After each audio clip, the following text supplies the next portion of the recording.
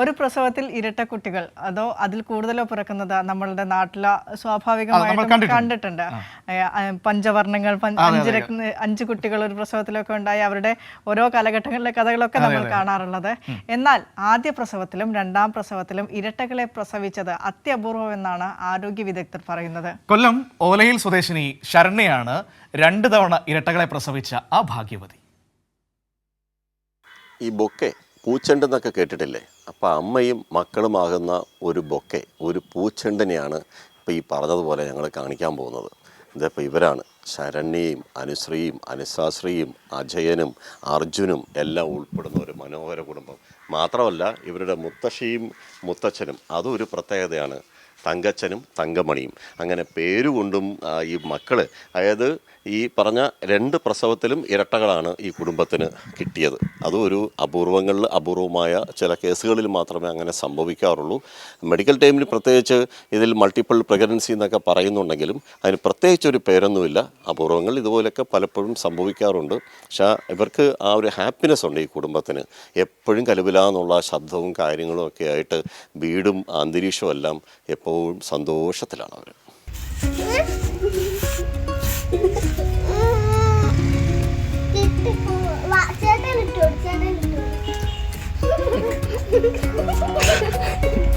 ഏഴു വയസ്സുകാരികൾ അനുശ്രീയും അനുശാശ്രീയും, 2.5 വയസ്സുകാർ അർജുനും അജയും. ഇവരുടെ സ്നേഹബന്ധത്തെ ഊട്ടിയുറപ്പിച്ചത് ഒരേ ഗർഭപാത്രം. ശരണ്യ പ്രഗീഷ് ദമ്പതികളുടെ നിധിയാണി 4 കൺമണികൾ. കൊല്ലം വിക്ടോറിയ ആശുപത്രിയിലും അടൂർ സർക്കാർ ആശുപത്രിയിലുമായിരുന്നു ശരണ്യയുടെ പ്രസവങ്ങൾ. ഇരട്ടകളായ ചേച്ചിമാരെ തൊട്ടാൽ ഇരട്ട അനിയന്മാരുടെ ചൂട് അമ്മയായാലും അറിയും. ഇവരെ എങ്ങനെ പോറ്റുന്നു എന്ന ചോദ്യത്തിന് ശരണ്യയുടെ മറുപടിയിൽ ഒരമ്മയുടെ സ്നേഹം തുളുമ്പി. ഞാൻ ഒരിക്കലും വിചാരിച്ചില്ല ഇങ്ങനെ ആവുമെന്ന്. ആയതിൽ വലിയ സന്തോഷമുണ്ട്. 2 കുഞ്ഞുങ്ങളെ കിട്ടിയത്. ആദ്യത്തെ ഇരട്ടകൾ, രണ്ടാമത്തെ എനിക്ക് ഇരട്ടകൾ. ആൺകുട്ടികളെയും കിട്ടി, പെൺകുട്ടികളെയും കിട്ടി. അത് വലിയ സന്തോഷമുണ്ട്. രണ്ടുപേരും ചില സമയം 4 പേരും കൂടി അടിയാ. അതിലിപ്പോൾ ഈ ആൺകുട്ടികളാണ് കൂടുതൽ. അവൾമാരായിരുന്നപ്പോൾ നല്ല ഇതിലായിരുന്നു. നമ്മൾ എന്ത് പറഞ്ഞു അവിടെ ഇങ്ങനെ ഇരിക്കും, ഇരുന്ന് കളിക്കുകയൊക്കെ ചെയ്യും. പക്ഷെ ഇവന്മാർ ഒരിടത്ത് ഇരിക്കത്തില്ല. ശരണ്യയുടെ രക്ഷിതാക്കൾ തങ്കച്ചനും തങ്കമണിയുമാണ് കൂടുതലും ഈ 4നെയും വളർത്തുന്നത്. പൂച്ചയെ പട്ടിയെല്ലാം കണ്ട അതിൻ്റെ പുറകെ അങ്ങ് ഓടും. ഒരു പേടിയില്ല, ഒന്നിനെയും പേടിയില്ല. വലിയ പേടിയില്ല.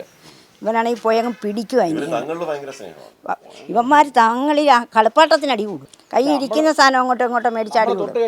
നമ്മളവനെ ഉടനെ അടിച്ചാൽ മറ്റവൻ വന്ന് നമ്മളെ അടിക്കും.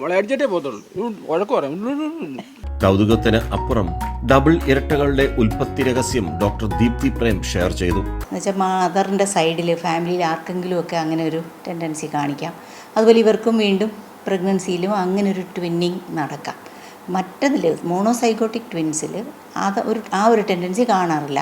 പക്ഷേ ഇപ്പോഴീ IVF പ്രഗ്നൻസിയൊക്കെ വന്നതുകൊണ്ട് വന്ധ്യതാ ചികിത്സ കഴിഞ്ഞിട്ട് വരുന്ന പ്രഗ്നൻസിയിലൊക്കെ മോണോസൈഗോട്ടിക് ട്വിൻസ് കൂടുതൽ കാണാറുമുണ്ട്. ആദ്യ പ്രസവത്തിൽ ഡൈസൈഗോട്ടിക് ആണെങ്കിൽ രണ്ടാമത്തേത് മോണോസൈഗോട്ടിക്കായി. സാധാരണ പ്രസവങ്ങളിൽ ഇരട്ടകൾ പ്രസവിക്കുമ്പോൾ ഡൈസൈഗോട്ടിക്ക് 6% മോണോസൈഗോട്ടിക്ക് 3% മാത്രമേ ഉള്ളൂവെന്ന് ആരോഗ്യ വിദഗ്ധർ ചൂണ്ടിക്കാട്ടി. എന്നുവെച്ചാൽ ശരണ്യയുടെ ഇരട്ട കുട്ടികൾ അപൂർവങ്ങളിൽ അപൂർവം.